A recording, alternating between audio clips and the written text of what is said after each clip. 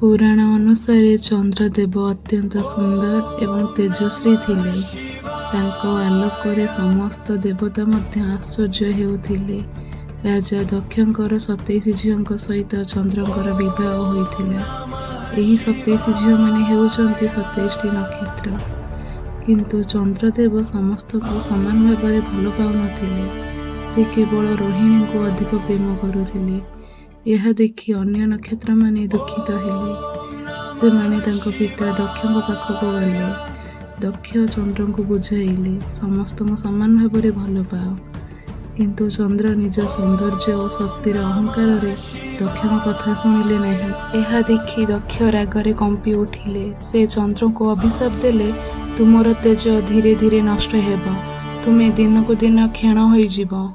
ଏହି ଅଭିଶାପ ପରେ ଚନ୍ଦ୍ରଙ୍କ ଆଲୋକ କମିବାକୁ ଲାଗିଲା। ସମସ୍ତ ପୃଥିବୀ ଅନ୍ଧକାରରେ ଢାଙ୍କି ଯିବାକୁ ଲାଗିଲା। ଦେବତାମାନେ ଭୟଭୀତ ହୋଇଗଲେ, କାରଣ ଚନ୍ଦ୍ରଙ୍କ ବିନା ପ୍ରକୃତିର ସନ୍ତୁଳନ ଭଙ୍ଗ ହୋଇଥିଲା। ଚନ୍ଦ୍ର ନିଜ ଭୁଲ ବୁଝିପାରିଲେ, କିନ୍ତୁ ଏ ତ ବହୁତ ଡେରି ହୋଇଯାଇଥିଲା। ନିଜ ଜୀବନ ବଞ୍ଚାଇବା ପାଇଁ ଚନ୍ଦ୍ରଦେବ ସମସ୍ତ ଦେବତାଙ୍କ ପାଖକୁ ଗଲେ, କିନ୍ତୁ କେହି ମଧ୍ୟ ଦକ୍ଷଙ୍କ ଅଭିଶାପକୁ ରୋକିପାରିଲେ ନାହିଁ। ଶେଷରେ ଚନ୍ଦ୍ର ମହାଦେବଙ୍କ ଶରଣକୁ ଗଲେ। ସେ କୈଳାସ ପର୍ବତରେ ବସି କଠିନ ତପସ୍ୟା କରିବାକୁ ଲାଗିଲେ। ବର୍ଷ ପରେ ବର୍ଷ ଚନ୍ଦ୍ର ଓଁ ନମଃ ଶିବାୟ ଜପ କରିଲେ। ତାଙ୍କ ଭକ୍ତି ଦେଖି ମହାଦେବ ପ୍ରସନ୍ନ ହେଲେ। ଶିବ ପ୍ରକଟ ହୋଇ କହିଲେ, ହେ ଚନ୍ଦ୍ର, ତୁମର ଭୁଲ ଥିଲା, କିନ୍ତୁ ତୁମର ଭକ୍ତି ସତ୍ୟ। ତାପରେ ମହାଦେବ ଚନ୍ଦ୍ରକୁ ନିଜ ଜଟା ଉପରେ ଧାରଣ କଲେ।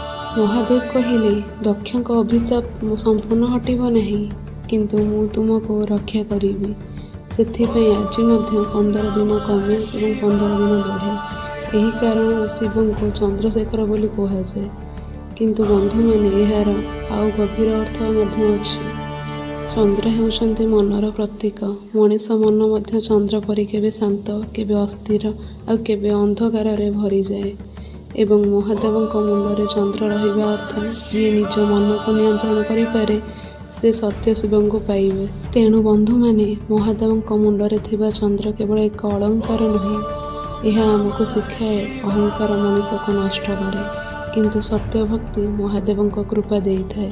ଯଦି ଆପଣ ମଧ୍ୟ ମହାଦେବଙ୍କ ଭକ୍ତ, ତେବେ କମେଣ୍ଟରେ ଲେଖନ୍ତୁ ହର ହର ମହାଦେବ।